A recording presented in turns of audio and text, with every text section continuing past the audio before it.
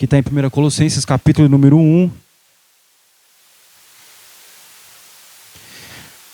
versículo 12. Nós vamos ler do versículo 12 ao versículo 23.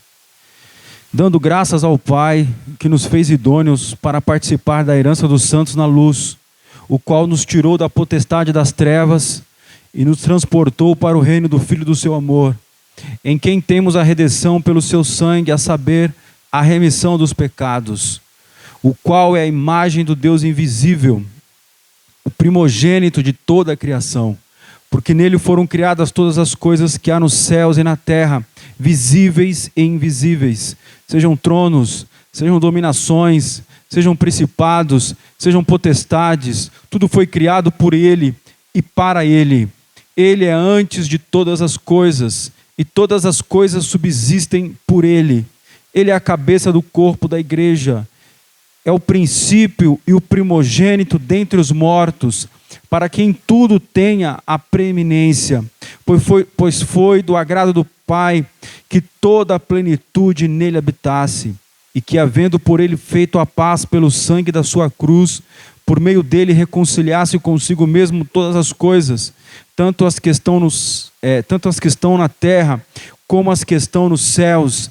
A vós também, que em outro tempo éreis estranhos e inimigos no entendimento pelas vossas obras más, agora, contudo, vos reconciliou no corpo da sua carne, pela morte, para perante ele vos apresentar santos e irrepreensíveis e inculpáveis, se na verdade permanecerdes fundados e firmes na fé, e não vos moverdes da esperança do evangelho que tens ouvido, o qual foi pregado a toda criatura que há debaixo do céu, e do qual eu, Paulo, estou feito ministro.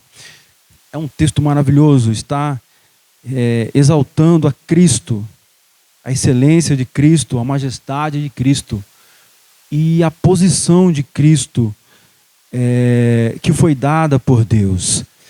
E eu quero meditar com você nesta noite sobre a afirmação do verso 15 que diz: Ele é a imagem do Deus invisível. Ou seja, Cristo é a imagem do Deus invisível. A Bíblia afirma para nós que Deus é espírito e por isso ele é invisível. Não se pode ver a Deus. Olhos materiais, olhos carnais não podem ver a Deus. Em João capítulo 4, versículo 24, Jesus disse à mulher samaritana: Deus é espírito, importa que os que o adorem em espírito e em verdade. Então a adoração, a adoração ela não pode ser meramente exterior. Deus não recebe a adoração meramente exterior, porque Deus ele é espírito. Ele sonda os corações, e para adorá-lo só é possível adorá-lo verdadeiramente em espírito e em verdade, ou seja, com um homem interior.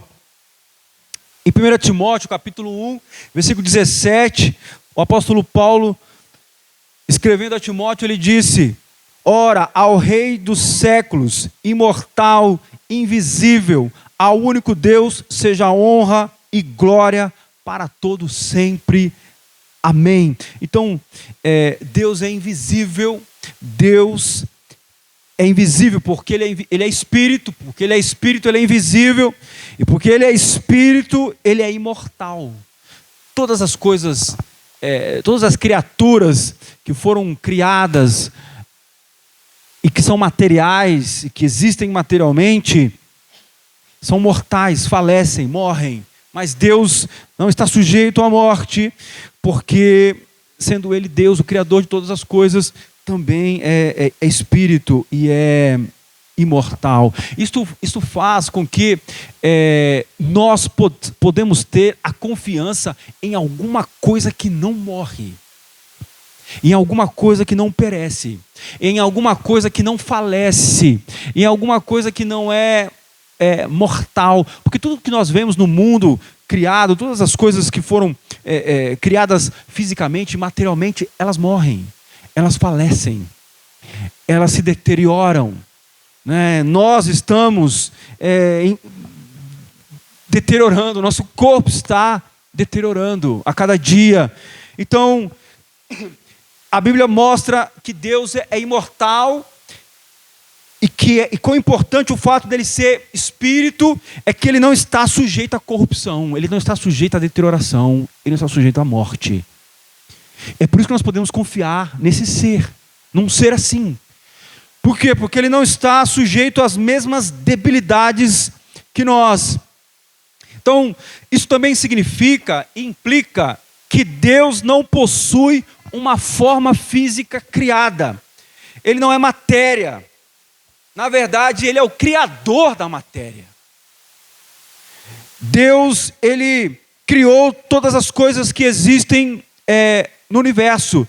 Deus não possui corpo, Deus não possui braço. Ele não possui braço, porque aqueles que possuem braço possuem limitações. O meu braço, por exemplo, ele tem um limite aqui, ele alcança 1 metro, 2 metros no máximo. Por exemplo, meu braço não chega até onde vocês aí estão. Então Deus não poderia ser alguém assim com braços, porque como é que ele poderia estar no controle de todas as coisas se ele tivesse um braço como o nosso, limitado, que não pode ir? Ele tivesse um corpo físico, material, que não pudesse estar em todos os lugares, porque a Bíblia diz que Deus está em todos os lugares. Um corpo é frágil, um corpo é mortal, e todo corpo que foi criado está nesta condição. Então é incompatível que Deus tenha um corpo assim, um corpo físico. É incompatível com o que Deus é, com a natureza de Deus. Deus é o único ser que não foi criado. Deus é o único ser que não foi criado. Se ele fosse criado, teria alguém superior a ele.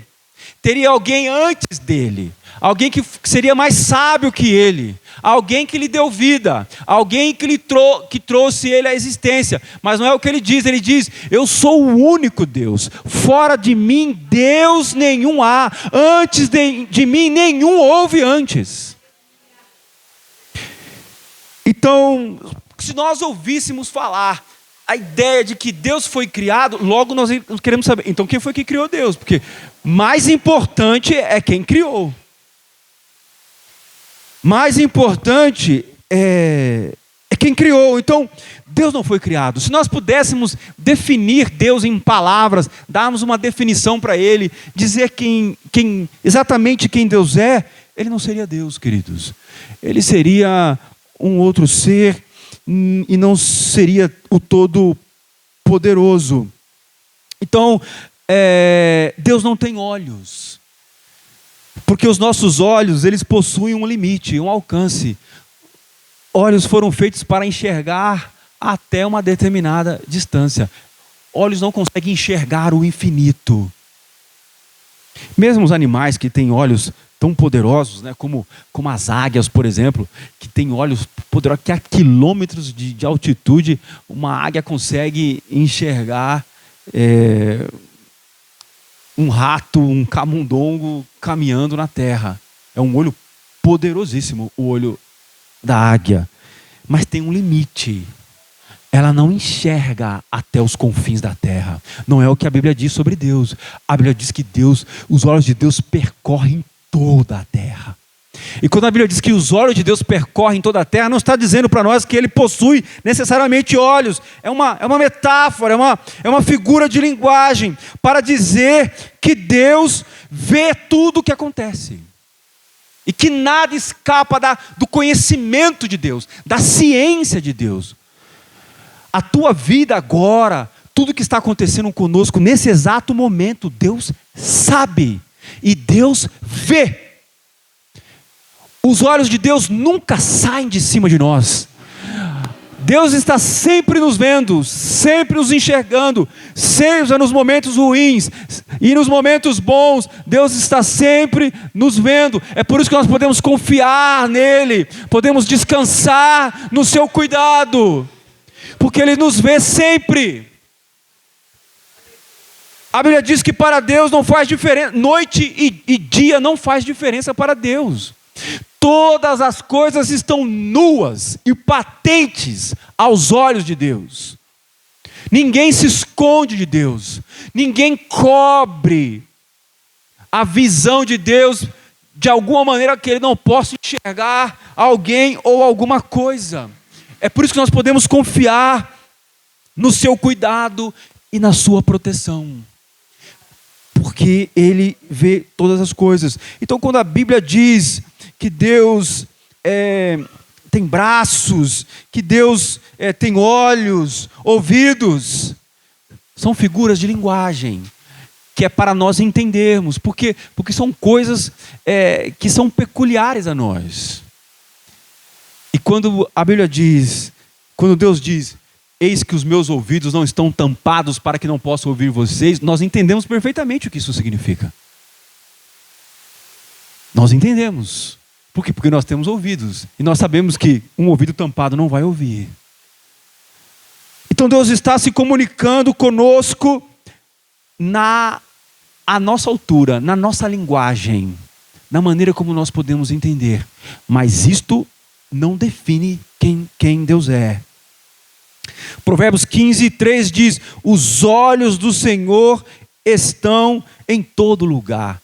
Você vê, Deus não tem um monte de olhos espalhados por toda a parte, enxergando tudo que está acontecendo. Não, quando a Bíblia diz, os olhos do Senhor estão em todo lugar, o que está querendo dizer para nós é, Deus está vendo, Deus percebe, e Deus entende tudo, e Deus sabe tudo que está acontecendo em tempo real, em todo o planeta. Ou seja, Deus está sempre ao vivo, Deus está sempre contemplando todas as coisas. Paulo diz também em 1 Timóteo, no capítulo 6, versículo 16, uma outra implicação que o fato de Deus ser o Deus invisível tem para nós. 1 Timóteo capítulo 6, versículo 16. Aquele que tem, ele só, a imortalidade, e habita na luz inacessível, a quem nenhum dos homens viu, nem pode ver, ao qual seja honra e poder sempre eterno. Amém. Ou seja, o Deus invisível. Aqui apresenta ele só, né? Ele tem, e só ele tem a imortalidade. Aqui está no sentido de que Deus possui vida em si mesmo. Deus é o único ser que não depende de ninguém para existir. Todos os outros seres e criaturas que existem dependem de Deus para existir. Deus não. Deus, ele é imortal e ele subsiste independente de qualquer outro ser e de qualquer outra criatura. A outra informação que Paulo dá aqui para nós é: habita na luz inacessível. O que isso significa? Está no sentido de que o homem não tem meios para chegar até Deus. Deus está e ele habita na luz inacessível. O homem não pode chegar até Deus. O homem não pode conhecer o lugar onde Deus está. O homem não pode chegar no lugar em que Deus está. Por exemplo, o homem, ele não pode, assim como o homem não pode ir no espaço sideral, ou seja, sair fora do planeta, da atmosfera, sem equipamentos apropriados, assim também o homem não pode chegar na presença de Deus. Porque lá no espaço, por exemplo, o homem não pode voar até lá. Ele não tem meios para voar até lá. Sem equipamentos, ele não pode voar até lá. Ele não tem como respirar lá no espaço. Sem equipamentos, ele não pode respirar lá. Ele não tem proteção contra a radiação solar. Ele vai ser queimado, incinerado. pela radiação solar.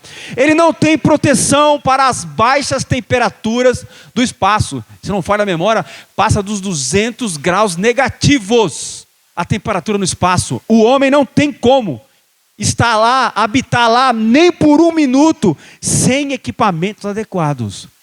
Assim também na presença de Deus. O homem não pode entrar na presença de Deus, porque ele não está preparado para isso. Ele não tem condições disso.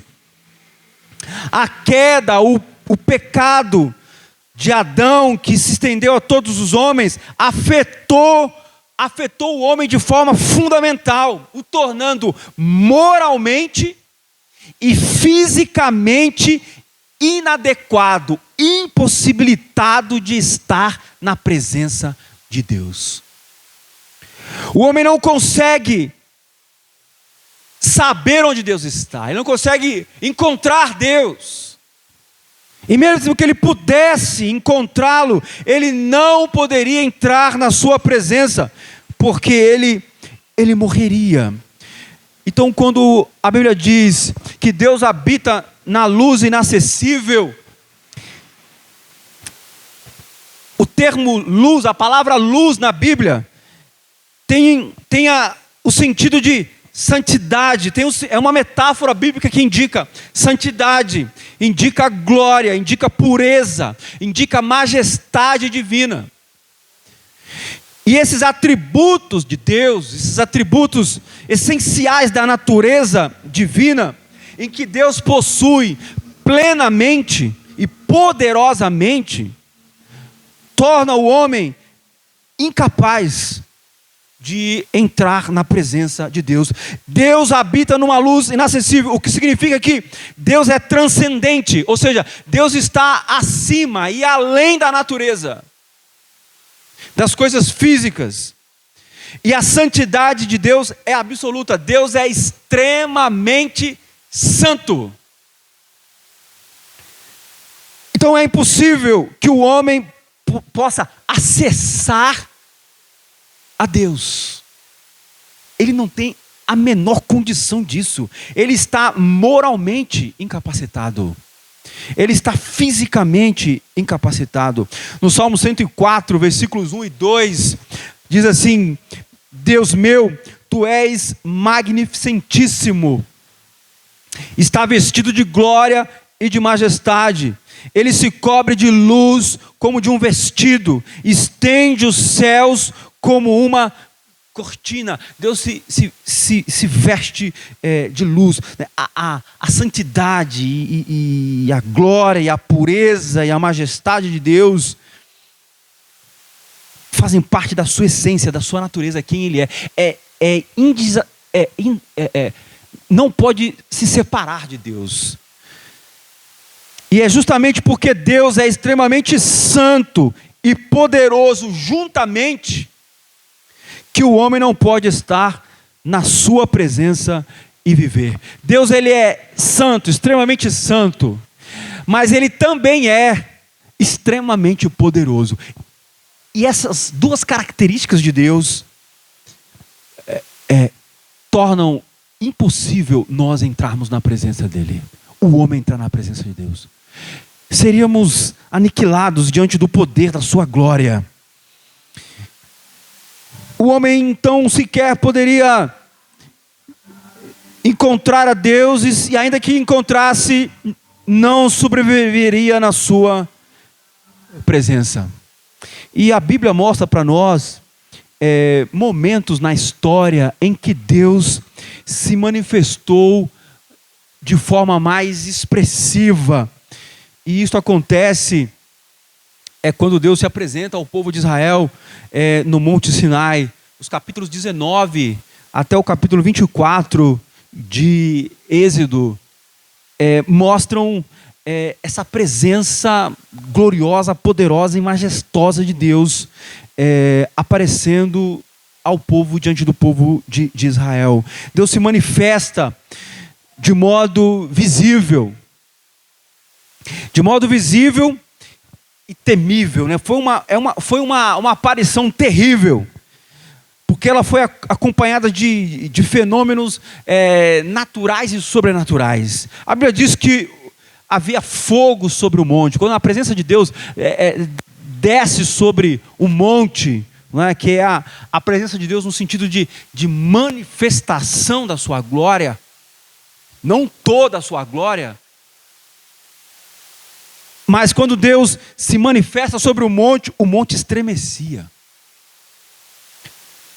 Pegava fogo, o monte fumegava, uma espessa nuvem cobriu o monte, havia trovões, relâmpagos, som de trombeta, né? Um som de buzina, um zunido de buzina muito forte. O monte estremecia inteiro. Quando o povo de Israel viu aquela visão, ficaram aterrorizados. Eles disseram para Moisés: não, Moisés, vai lá você e fale com Deus, nós não vamos, nós ficaremos aqui. Você vai lá, fala com ele e diga para nós o que é que ele quer que nós venhamos fazer, que nós vamos fazer o que ele quiser. Eles estavam aterrorizados com a presença de Deus, com a manifestação de Deus. Então eles não puderam ver a Deus, eles não puderam se aproximar de Deus.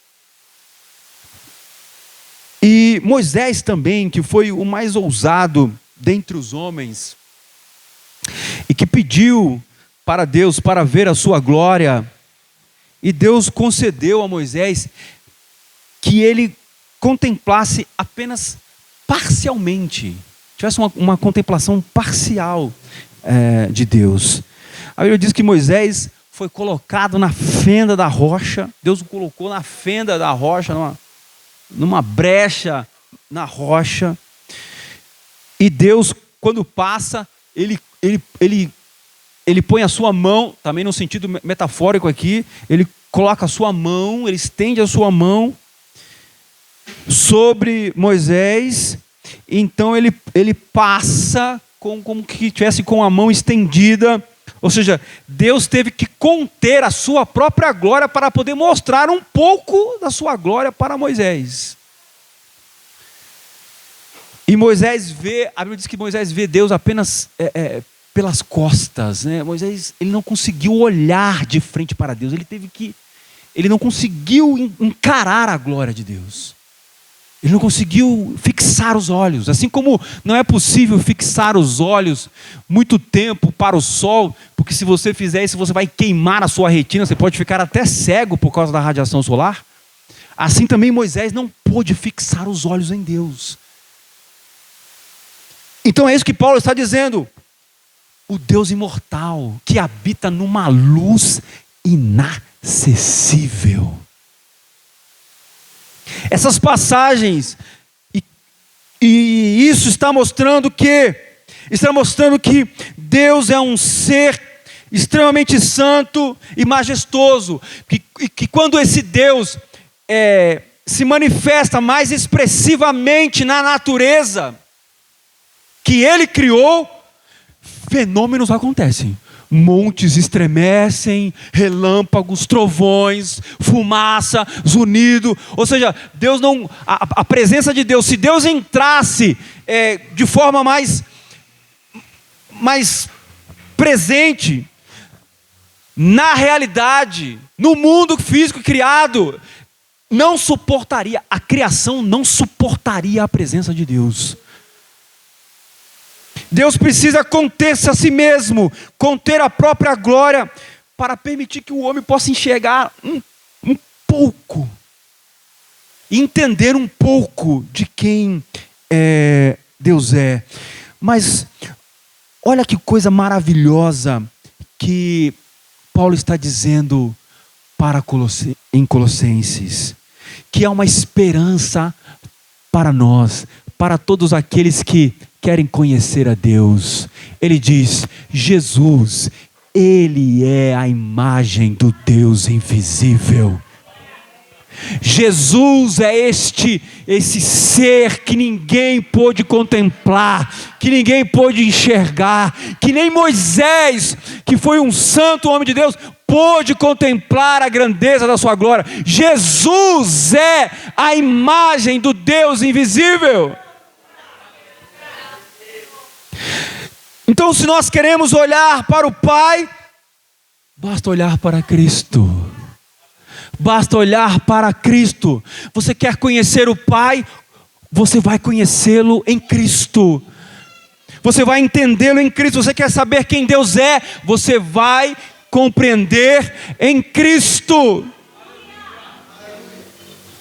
Vamos enxergá-lo em Cristo. E isto é maravilhoso. No Evangelho de João, no capítulo 1, e eu quero ler com você, quero que você abra sua Bíblia comigo. João faz esse destaque no primeiro capítulo do seu Evangelho.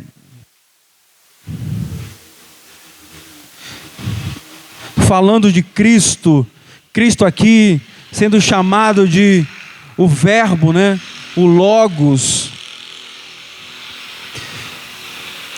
No princípio era o Verbo, e o Verbo estava com Deus, e o Verbo era Deus. Ele estava no princípio com Deus. Todas as coisas foram feitas por Ele, e sem Ele nada do que foi feito se fez.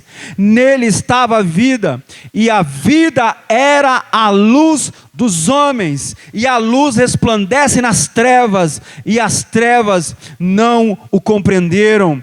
Versículo 7. Este veio para testemunho, falando de João, para que testificasse da luz que é Cristo, para que todos crescem por ele. Não era ele, João, a luz, mas veio para testificar da luz que é Cristo aqui.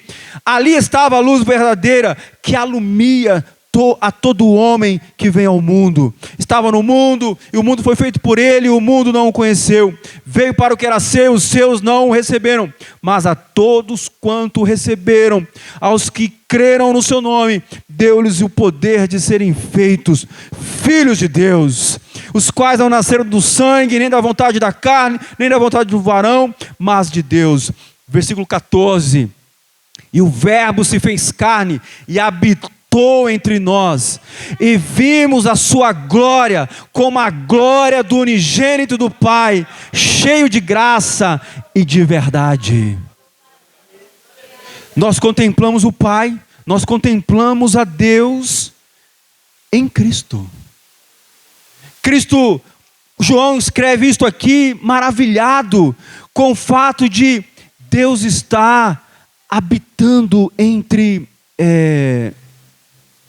os homens, de Deus andar com os homens, de Deus falar com os homens, o que não era possível, porque Deus estava absolutamente inacessível para os homens. Após a queda, lembra que antes da queda, o homem, entendemos que o homem era visitado por Deus. Deus passeava no jardim com o homem falava com Deus, o homem e a mulher, Adão e Eva.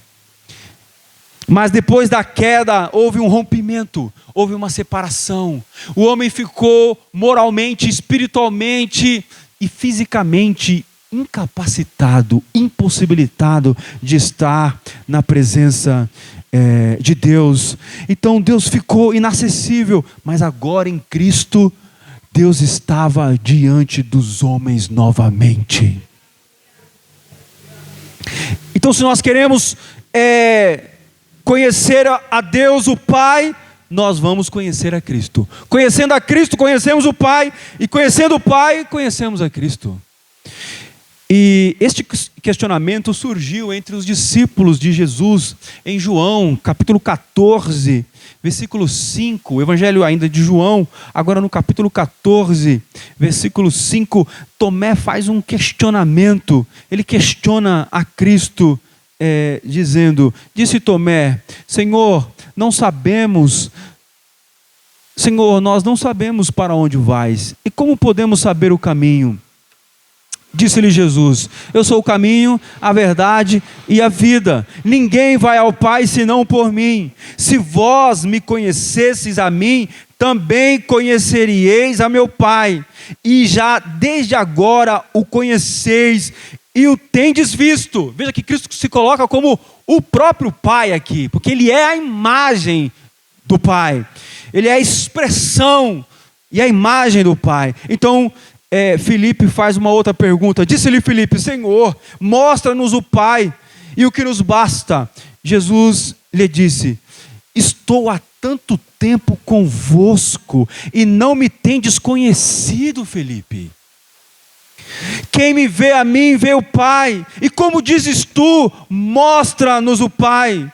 Não crês tu que eu estou no Pai e que o Pai está em mim? As palavras que eu vos digo, não as digo de mim mesmo, mas o Pai que está em mim é quem faz as obras. Crede-me que estou no Pai e o Pai em mim. Crede-me, ao menos por causa das mesmas obras. Quando nós olhamos para Cristo,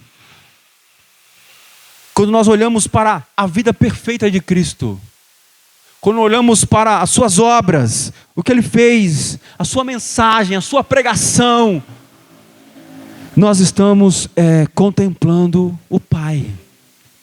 Cristo é a expressão da glória do Pai. Nós vemos a beleza. Nós vemos a beleza da misericórdia. Nós vemos a beleza do amor. Nós vemos a beleza da santidade. Nós vemos sabedoria. Veja como Cristo respondia com sabedoria a todos os intelectuais daquela época. Todas as pessoas que viam com questionamentos difíceis diante de Cristo, como Ele respondia com sabedoria, como Ele demonstrava amor e misericórdia pelo pecador. Lembra da mulher que foi surpreendida no próprio ato de adultério, e os fariseus pegaram aquela mulher e levaram diante de Jesus e colocaram Jesus Cristo numa situação difícil, porque eles disseram: esta mulher foi pega no próprio ato de adultério e pela lei de Moisés ela deveria morrer, e tu que dizes? E tentam colocar Jesus numa situação difícil, uma situação que ele imaginando que ele não poderia sair daquela situação, porque ele ia ter que fazer uma escolha. Ele ia ter que ou escolher desobedecer a lei de Deus ou desobedecer a lei de Roma. Se ele dissesse: apedrejam a mulher, ele seria acusado de violar a lei de Roma, porque os romanos não permitiam que ninguém sentenciasse ou tirasse a vida de alguém que não fossem os próprios romanos. Eles eram as autoridades, eles eram os magistrados, os governantes. Veja, e que se Jesus dissesse: não podemos, ela não deve ser apedrejada, então eles acusariam Jesus de violar a lei de Deus. E olha como que Jesus responde de uma forma tão inteligente, tão sábia, e ao mesmo tempo ele salva a vida daquela mulher de ser morta. Jesus diz: aquele que não tem pecado, aquele que está sem pecado, atire a primeira pedra. Seja o primeiro a atirar a pedra, não é?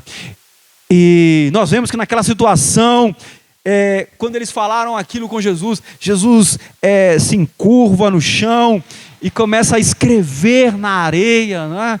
E a Bíblia não diz, João não diz o que ele escreveu na areia, mas aquilo foi o suficiente para deixá-los mais irritados, porque eles: você não vai responder, o que você vai dizer sobre isso? E agora, qual que é a sua resposta sobre isso? Tentando pressionar Jesus, deixá-lo impaciente, deixá-lo acelerado, para que ele tomasse uma decisão precipitada. Ele calmamente, a Bíblia diz que ele se volta para eles e diz: quem estiver sem pecado dentre vós, seja o primeiro a tirar pedra nesta mulher. E depois ele curva a cabeça de novo, ele dá oportunidade para todos eles ir embora, né? Jesus não ficou olhando para ele dizendo: agora eu quero ver, vocês tentaram me colocar numa situação difícil, agora eu quero ver vocês, como vocês vão sair dessa. Não, ele deu chance para eles irem embora. E eles foram saindo um a um, até que todos foram embora. E quando eles saíram, Jesus perguntou para aquela mulher: mulher, onde estão aqueles homens que estavam acusando você e que queriam matar você? Eles não te condenaram? Ela respondeu: não, Senhor. E Jesus chamou aquela mulher num tom de respeito.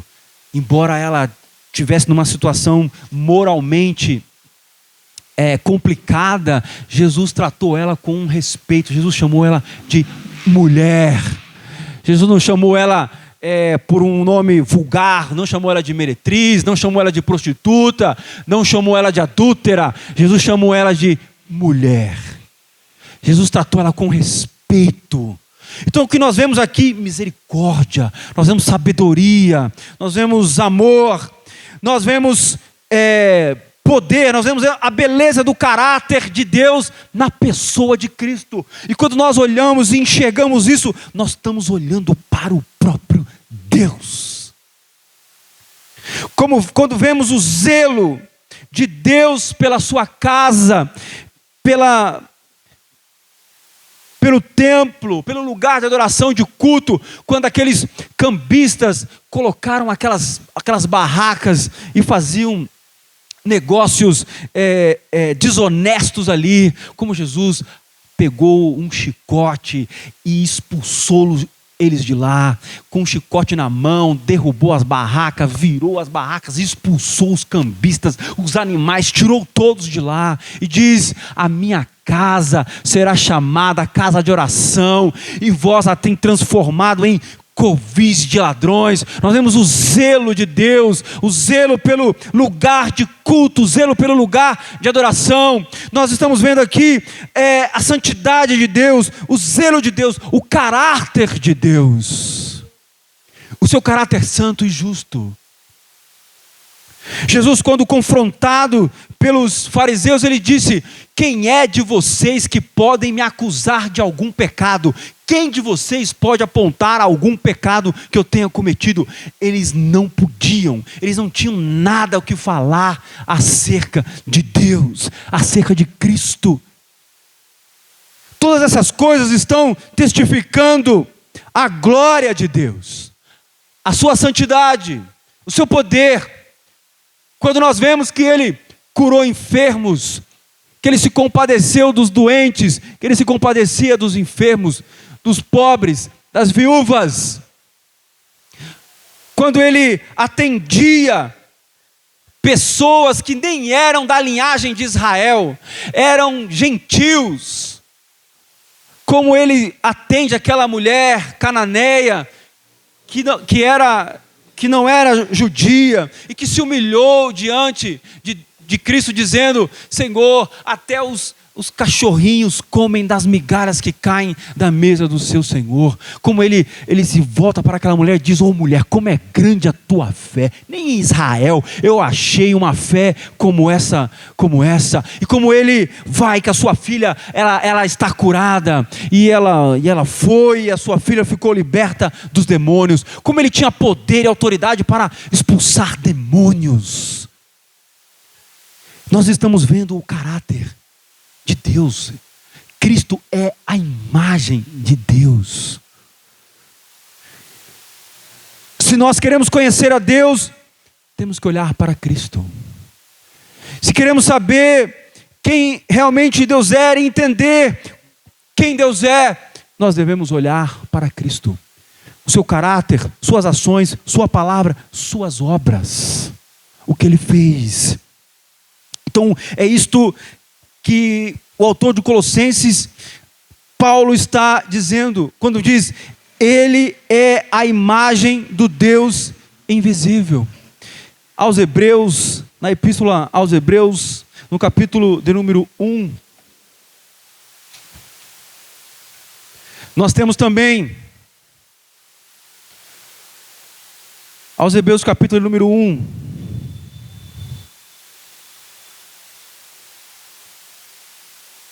nós temos uma outra afirmação como essa, que nos diz: havendo Deus antigamente o falado muitas vezes e de muitas maneiras aos pais pelos profetas, a nós falou-nos nestes últimos dias pelo Filho, a quem constituiu herdeiro de tudo, por quem fez também o mundo, o qual, sendo o resplendor da sua glória e a expressa imagem da sua pessoa, e sustentando todas as coisas pela palavra do seu poder, havendo feito por isso mesmo a purificação dos nossos pecados, assentou-se à destra da majestade nas alturas. Ele é o resplendor. Cristo é o resplendor da glória do Pai. O que isso significa? Significa que Deus é a fonte de toda a glória e Cristo é o resplendor, é a luz dessa glória. Assim como nós olhamos para o sol e o sol tem os seus raios, o seu brilho, e o sol não existe sem os seus raios e sem o seu brilho, assim também o Pai subsiste no Filho. Eles são inseparáveis. É como Deus sendo o Pai, Deus Pai, o sol, e Cristo sendo os raios deste sol, os raios desta glória, desse esplendor. Jesus é o resplendor do Pai. Nós, quando olhamos para Cristo, nós contemplamos a glória do Pai, que nós não podemos ver com olhos físicos e com olhos materiais, mas podemos enxergar pela fé, no caráter, na bondade, na manifestação da sua glória, do seu poder, nas suas palavras, no que Ele nos diz. Então este é a maneira de conhecer a Deus.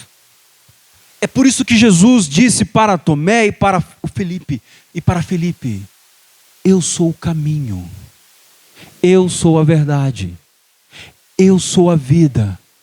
Ninguém vai ao Pai se não for por mim. Porque Cristo é o único meio de nós conhecermos o Pai. E a afirmação subsequente reafirma o que ele já tinha dito, quando ele diz: quem me vê a mim, vê o Pai. Quem conhece a mim, conhece o Pai. Isto, meus queridos, é um convite para nós conhecermos a Deus através de Cristo, através da sua palavra. Isto é um convite para nós nos aproximarmos de Deus através do conhecimento de Cristo.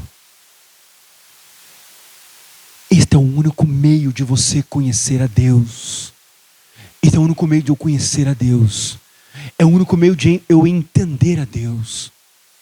Eu não consigo entender o amor de Deus se eu não olhar para Cristo, para o Cristo crucificado na cruz. Eu não consigo entender o amor de Deus só olhando para o mundo, só olhando para as coisas que há no mundo. Embora haja muitas coisas boas no mundo, feitas pelo poder e pela mão de Deus, eu não consigo conhecer completamente a bondade de Deus se eu não olhar para a cruz, para o Cristo crucificado. Esta é a prova suprema e excelente do amor de Deus por nós. Sendo Cristo morreu por nós pecadores. E como diz aqui o autor dos Hebreus, após a falar que Cristo é o resplendor da sua glória, que Ele é a expressa imagem da pessoa de Deus, que Ele sustenta todas as coisas pelo seu poder, Ele diz: foi Ele que fez a purificação dos nossos pecados, é Ele que agora está sentado à destra da majestade nas alturas, é Ele que intercede por nós agora.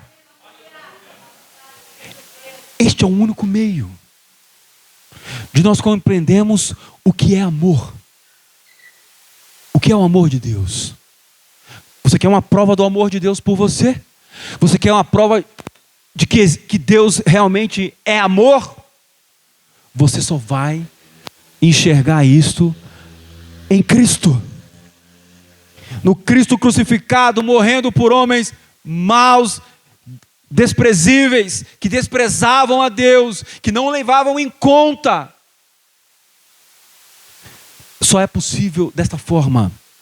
Você quer compreender o caráter misericordioso de Deus? Aonde há misericórdia, você só vai, e nós só vamos entender isso através de Cristo. Porque através de Cristo, Deus demonstrou misericórdia para homens que não mereciam misericórdia. Bondade, porque não merecia bondade. Porque Deus, sendo justo e perfeito, em seu caráter, não poderia simplesmente absolver criminosos. Para fazer isto, ele precisou prover um meio de demonstrar misericórdia, de ser justo e justificador daqueles que creem em Cristo. É só em Cristo que vamos ver a real misericórdia. É só em Cristo que vamos ver e entender um Deus gracioso, um Deus que proveu e provê o meio de salvar as suas criaturas, de salvar o homem pecador. É só em Cristo que nós vamos ver a máxima expressão da bondade de Deus. Porque Cristo é colocado como a maior bênção, a maior dádiva das mãos de Deus para o homem. E quando Deus faz isso, todas as outras coisas, que são boas também, como a água, a chuva, o pão, o alimento, a saúde do corpo, os bens desta vida, são todas coisas boas e das mãos de Deus, mas nós só vamos entender a expressão máxima dessa bondade em Cristo, dando Ele o próprio Filho para perdão e aceitação diante dele. Então, o que nós temos que fazer para conhecermos a Deus e nos aproximarmos dele é buscarmos e procurarmos conhecer a Cristo cada vez mais. Cada dia mais irmos até Ele e buscarmos conhecê-lo na sua palavra, e buscarmos comunhão com Ele, e buscarmos nos aproximarmos, entendermos o seu caráter, para que nós possamos estarmos apaixonados pelo caráter de Deus revelado em Cristo. Para que Deus não seja alguém distante de mim, de você, alguém desconhecido, alguém inacessível, alguém que eu não entendo, que é todo poderoso, mas que as coisas parecem não estar funcionando bem, nem no mundo e nem na minha vida. Só vamos entender realmente esse Deus à medida que o conhecermos mais através de Cristo. Porque Ele é a imagem do Deus invisível. O que antes Deus se revelou de forma menor, através exclusivamente do seu povo, que eram os judeus, agora em Cristo, Ele se revela na máxima expressão da glória de Deus para todos os homens e para todos aqueles que creem, todos aqueles que crerem. Se o nosso interesse por Deus e pelas coisas de Deus é pequeno, se nós olhamos Deus com suspeitas, é falta de conhecer a Cristo, é falta de conhecê-los mais. Quando nós dizemos, eu não entendo esse Deus, é falta de conhecer a Cristo, é falta de entender e conhecer como Ele se revela, e como que Ele age, o seu caráter, a sua vontade, revelada em seu Filho. É falta de Cristo ter, e Deus, Pai, ter em nossos corações o peso necessário, que faz com que os nossos corações encontrem firmeza, descanso, encontre paz, encontre alegria neste mundo, um mundo turbulento, um mundo violento e um mundo mau. Jesus diz: no mundo tereis aflições, mas credes em mim. Ele diz: eu venci o mundo por vocês, a vitória já foi alcançada por vocês. Ele diz: vinde a mim todos vós que estáis cansados e oprimidos, e eu vos aliviarei, porque o meu jugo é suave e o meu fardo é leve. É conhecendo a Cristo que estas coisas se tornam reais em nossas vidas, em nossos corações. Amém, irmãos?